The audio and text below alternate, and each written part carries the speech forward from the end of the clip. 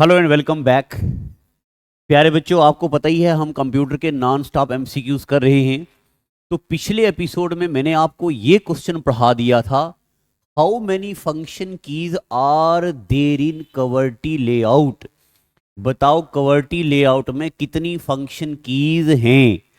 तो कितनी function keys हैं जी? ऑप्शन नंबर 1 8, ऑप्शन नंबर 2 12, 10 और 9। तो ये तो आप सबको पता है कि इसमें कितनी फंक्शन कीज हैं? 12। ये आपने कल पढ़ दिया। अब अगला क्वेश्चन, आपको ये बात भी बता दूं कि जब आप कोई पहले पढ़ा हुआ एमसीक्यू दोबारा से पढ़ते हैं तो आपको 90% वो रिटेन रहता है। तो किसी भी चीज को याद करने का एक बेहतरीन तरीका होता है कि एमसीक्यूज उसके प्रैक्टिस की जाए। चलो आज का सेशन शुरू करते हैं। आगे 1 पेटाबाइट इक्वल टू कितने बाइट? अगर आपने वो पढ़ा है, मेमोरी हायरार्की पढ़ी है, तो आपने पढ़ा होगा सबसे पहले बिट होता है, फिर उसके बाद बाइट होता है, फिर किलो बाइट होता है, मेगा बाइट होता है, MB, GB, terabyte, petabyte, exabyte, brontobyte, geopbyte. तो पेटाबाइट के बारे में पूछा है। तो एक पेटाबाइट कितना होता है? ऑप्शन नंबर 1 10 की पावर 15, ऑप्शन नंबर 2 10 की पावर 9, 10 की पावर 12, 10 की पावर 18। ये जरा गलती से हो गया है। इसका मतलब है 10 की पावर 15 और इसका मतलब है 10 की पावर 12 और इसका मतलब है 10 की पावर 18। तो एक पेटा होता है 10 की पावर 15। आपको पता है ना, सुपर कंप्यूटर की स्पीड को पेटा फ्लॉप्स में मेजर किया जाता है। और फ्लॉप्स का मतलब तो आपको पता है, फ्लोटिंग पॉइंट ऑपरेशन पर सेकंड। पेटा का मतलब 10 की पावर 15 और पेटा को 2 की पावर 50 भी बोलते हैं। पेटा का मतलब 10 की पावर 15 या 2 की पावर 50। सुपर कंप्यूटर की स्पीड को पेटा फ्लॉप में मेजर किया जाता है। चलिए जी, अगला सवाल हमारी स्क्रीन पे। In case of operational amplifier the term CMRR stands for. बताओ जी, एम्पलीफायर में CMRR की क्या फुल फॉर्म होती है? तो ये क्वेश्चन एक ही बार आया है, कभी रिपीट नहीं हुआ है। तो मैं आपको बता देता हूं, कलेक्टर मोड रियल रेशो नहीं है, कॉमन मोड रैंडम रेशो नहीं है, कलेक्टर मोड रिजेक्शन रेशो नहीं है, कॉमन मोड रिजेक्शन रेशो। ये क्वेश्चन कभी अब रिपीट नहीं होगा, मुझे लगता नहीं है। बस ये आपने याद रखना है कि common mode rejection ratio in case of operational amplifier, एक बार पूछा गया सवाल। आगे PLL स्टैंड्स फॉर। बताओ जी, कंप्यूटर में PLL की क्या फुल फॉर्म होती है? तो PLL फेज लॉग्ड लॉजिक और फेज लॉग्ड लूप और प्राइमरी लॉग्ड लूप और primary logic loop.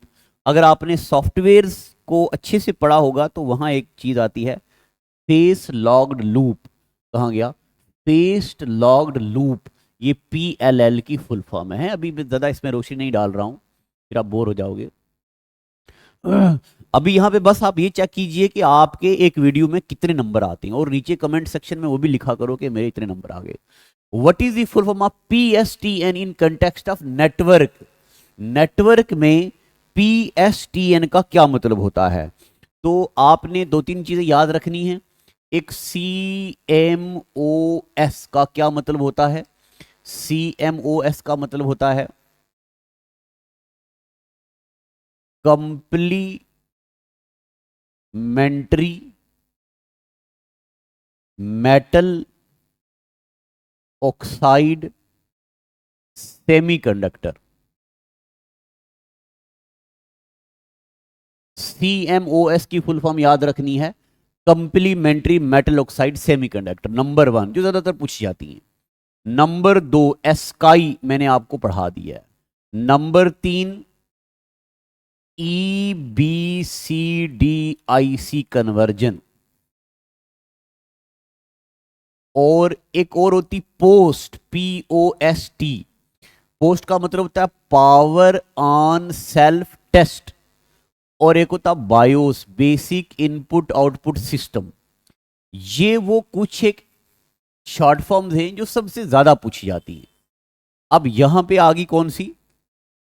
Full form of PSTN। तो PSTN का मतलब होता है public switch telephone network.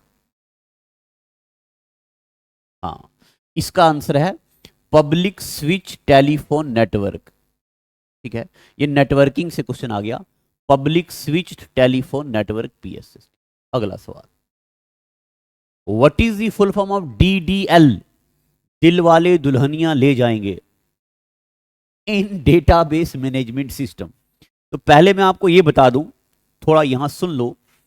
Database management system में कुछ लैंग्वेजेस होती हैं।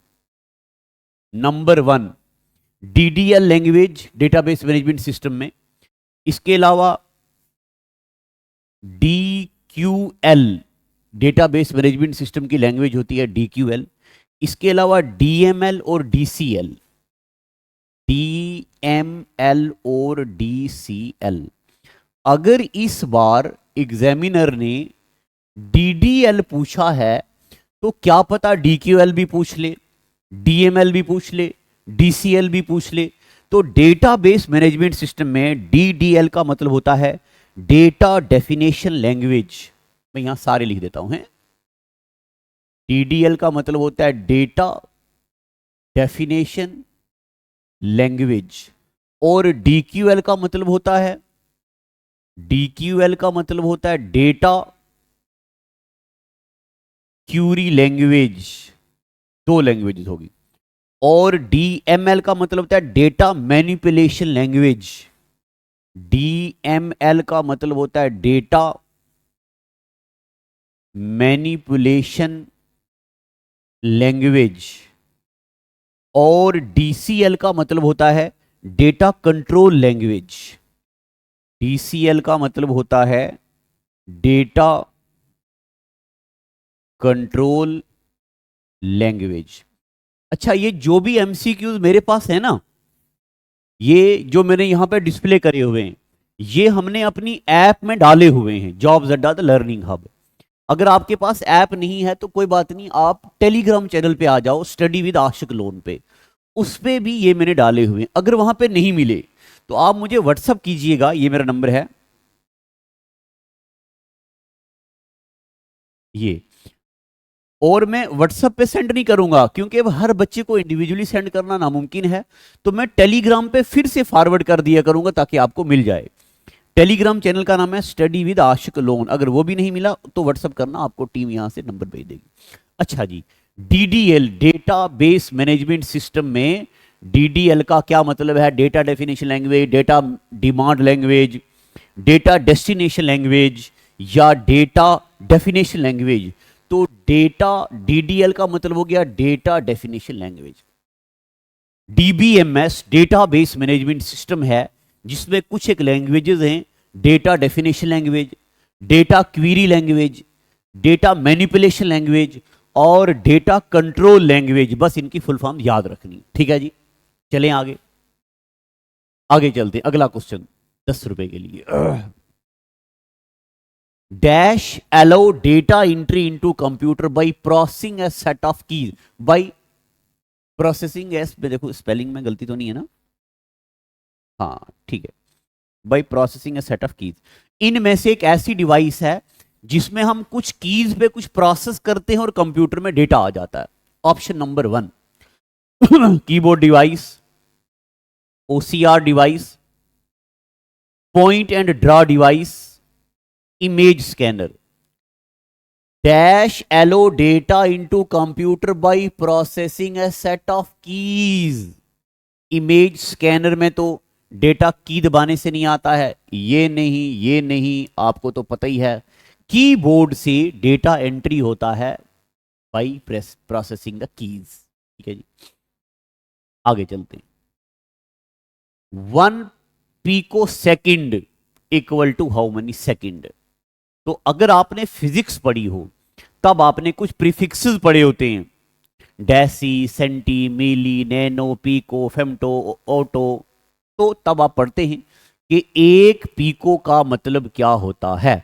अच्छा, अब यहां पे तो ऑप्शन सारे 10-10 हैं, ऑप्शन गलत है, तो मैं यहां से बता रहा हूं आपको। 10 की पावर 6, 10 की पावर 9, 10 की पावर 12 और एक और ऑप्शन है 10 की पावर, इसको हम ऐसे कर देते हैं, सबके साथ माइनस लगा देते हैं। 10 की पावर -6, -12, -9, -12 और -15। तो आपको ये पता होना चाहिए कि पीको का मतलब होता है 10 की पावर -12। अब 10 की पावर -12 का मतलब होता है 1/10 की पावर 12। 1/10 की पावर 12 का मतलब होता है 1/1 के आगे 1, 2, 3, 4, 5, 6, 7, 8, 9, 10, 11, 12 इतने जीरो। यानी कि ये मतलब होता है इसका और इसका।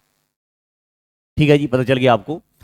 तो ये प्रीफिक्सेस हैं, ये छोटे मोटे क्वेश्चन हैं जो आप छोटी क्लासों में पढ़ते हैं, इनसे भी बड़े वेटेज में फर्क पड़ता है। अगला क्वेश्चन चलते हैं। Dash is a software code intentionally included into a system with the intention to harm.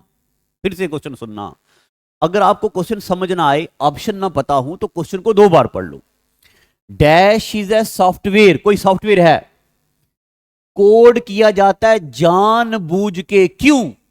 ताकि सिस्टम को नुकसान पहुंचाया जाए। तो आपके जहन में पहला आंसर आ रहा है वायरस। अब देखते हैं यहां पे क्या, स्पाईवेयर, फर्मवेयर, मालवेयर, एडवेयर। देखो स्पाई, अब इसका आंसर, आप तो वायरस हो सकता है आपके जहन में आ रहा हो, मगर सुनिए, एडवेयर का कोई मकसद नहीं होता नुकसान पहुंचाना। फर्मवेयर भी बाहर हो गया, क्योंकि फर्मवेयर तो आपको पता है प्रोग्राम फॉर हार्डवेयर में आपको पढ़ा चुका हूं। स्पाईवेयर तो नहीं, मालवेयर। मालवेयर का मतलब होता है malicious software designed to harm the computer, और मालवेयर के अंदर आता है वायरस, मालवेयर के अंदर आता है स्पाईवेयर, मालवेयर की कैटेगरी में आता है ट्रोजन हॉर्स। ये सारे इसी के अंडर आते हैं। तो सबसे मेजर अम्ब्रेला टर्म जो है वो है मालवेयर। मालवेयर के अंदर ये सब चीजें आती हैं। ठीक है जी, अगला क्वेश्चन देखो। Which input device is use to convert bitmap image of character into equivalent ASCII. Bitmap को एस्काई में, American standard code for information interchange में कन्वर्ट करने के लिए barcode device, MICR device, OMR device या OCR device. अब आपने ये सब पढ़ा है, तो आप मुझे बताओ, अगर आपने इनपुट डिवाइसेस अच्छे से पढ़ी हैं तो इसका आंसर क्या होना चाहिए। तो मैं आपको एक बात बताऊं, जो ऑप्टिकल कैरेक्टर रिकॉग्निशन डिवाइस है, ये किसी भी बिट मैप यानी कि किसी भी कैरेक्टर को एस्काई में कन्वर्ट करती है। कौन? OCR device, optical character recognition क्या करती है? एस्काई वैल्यू में कन्वर्ट करती है चीजों। आगे चलते हैं। What is the shortcut key to expand or collapse the ribbon in MS PowerPoint? अब रिबन तो आपको पता है ना, पावर पॉइंट के ऊपर जो भी यहां पे चीजें लिखी होती हैं, इमेज, डिजाइन, इंसर्ट, ये सब, वो सब आता है रिबन में, आपने पढ़ा है।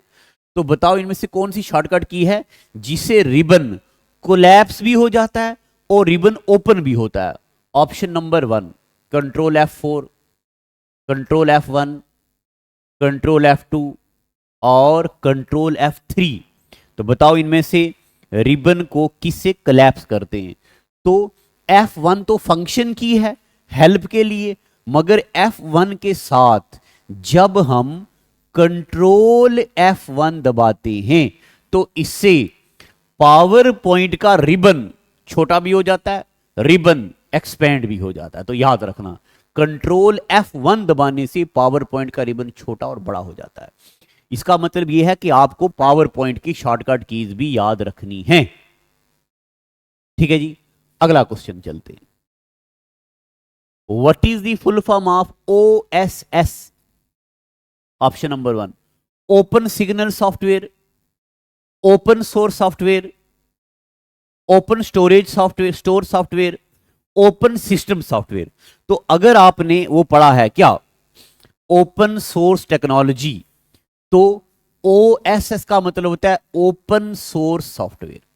तो सॉफ्टवेयर प्रॉपरेटरी भी होते हैं, पेड वर्जन भी होते हैं, ओपन सोर्स भी होते हैं, जैसे एंड्रॉइड ओपन सोर्स है, या फ्री सोर्स भी बोलते हैं इसको। आगे, what is the function of control plus O in MS word? Control O से क्या होता है? Create document, open document, close document, या सेव द डॉक्यूमेंट। ये इतना बेसिक है कि ये आप सब बच्चों को खुद ही आना चाहिए। कंट्रोल O से ओपन, O से ओपन, S से सेव, H से हटाओ रिप्लेस, C से कॉपी, E से सेंटर अलाइनमेंट, L से लेफ्ट अलाइनमेंट, R से राइट अलाइनमेंट। ठीक है, ये सब आपने पढ़ा। अगला सवाल, what is full form of ALU? ये तो आपको पता ही है, बच्चों को सवाल आ गया। ALU का मतलब हो गया क्या? हाँ, जो आपके जहन में आ गया वही, arithmetic logic unit. ALU, arithmetic and logic unit. आगे, dash is the brain of computer system. ये भी आ गया, छोटे लेवल वाला बच्चा सवाल आ गया, बच्चा सवाल आ गया। ब्रेन ऑफ कंप्यूटर किसको बोलते हैं? वेरी गुड, इनपुट यूनिट को बोलते हैं ब्रेन ऑफ कंप्यूटर। हाँ आप सोच रहे हो कि मास्टर सटे गए हो का ये क्या बोल रहे हो? ब्रेन ऑफ कंप्यूटर तो CPU को बोलते हैं। बस बचवा लोग, बस यही यूं ही बोल दिया, आपके दिमाग को थोड़ा झटका देना चाहता था कि ब्रेन ऑफ कंप्यूटर किसको बोलते हैं? CPU को। चलो अगला सवाल, in which year domain name system was introduce? ये क्वेश्चन अच्छा है। डोमेन नेम, अगर आपने कंप्यूटर पढ़ा हो तो बताइएगा। एक बंदा है जिसका नाम है पोल, इसका नाम है पोल मोका पेट्रिस। पोल मोका पेट्रिस, इसने पहली बार डोमेन इंट्रोड्यूस किया था। कब? कब domain was introduced? In 1983। Domain, जैसे देखो आपने सुना होगा www.jobsaddainstitute.com, ये लिखा आपने पूरा। इस पूरे को यहां से लेके यहां तक, इस पूरे को बोलते हैं URL, uniform resource locator. Paper में आएगा, याद रखना, इसकी फुल फॉर्म पूछी जाती है, यूनिफॉर्म रिसोर्स लोकेटर, या इसी को बोलते हैं web address. Uniform resource locator को क्या बोलते हैं? Web address. इसमें इस आखिर वाली चीज को बोलते हैं डोमेन। क्या बोलते हैं? Domain was introduced in 1983 by Paul Mockapetris. ठीक है जी, चलो जी, अगला सवाल आज के एपिसोड का आखिरी, packet sniffing, email hacking and password cracking are used to access to the system. Self, personal, authorised, unauthorised. अब ये भी देखो क्वेश्चन से ही आपको पता चल गया कि भाई ईमेल हैकिंग, पासवर्ड को क्रैक करना, ये कंप्यूटर में एक्सेस करने का क्या सेल्फ मेथड है? नहीं। क्या पर्सनल मेथड है? नहीं। क्या ऑथोराइज्ड है? नहीं। ये अनऑथोराइज्ड है, यानी कि ऑनर की परमिशन के और उसके खबर के, इंफॉर्मेशन के बिना ही जब आप एक्सेस करते हैं तो उसको बोलते हैं अनऑथोराइज्ड एक्सेस। ठीक है, चलिए बच्चे लोगों, आज का एपिसोड इतना ही रखते हैं क्योंकि आज थोड़ा बोरिंग था। बाकी वाली बातें अगले एपिसोड में डिस्कस करेंगे। पढ़ते रहिएगा। Thank you and God bless you.